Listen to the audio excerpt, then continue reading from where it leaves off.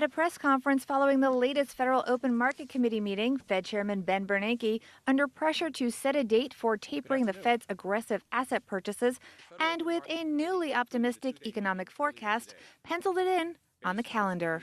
If the incoming data are broadly consistent with this forecast, the committee currently anticipates that it would be appropriate to moderate the monthly pace of purchases later this year.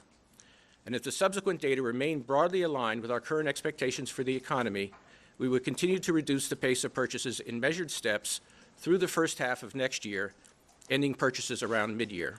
Penciled being the key. He keeps his options open, making it clear that if the economy does not improve according to the Fed's optimistic forecast, he can erase the date. Decision Economics' Kiri Leahy. Bernanke in the press conference put a timestamp on tapering. What he said is he expected some moderate reduction in the amount of monthly asset purchases from about $85 billion, probably a guesstimate down towards maybe $60 or $65 billion by the end of the year. And he said we might even turn it all off by the middle of next year. The key phrase was, he said it was dependent on their forecast, and their forecast is much more optimistic than the consensus. The markets fell on the news, giving back some of the gains made over the past couple days.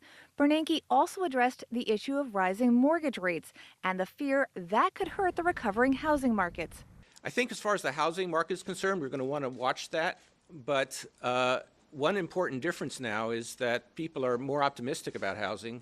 They expect house prices to continue to rise, and we see that, for example, in the survey question in the Michigan survey.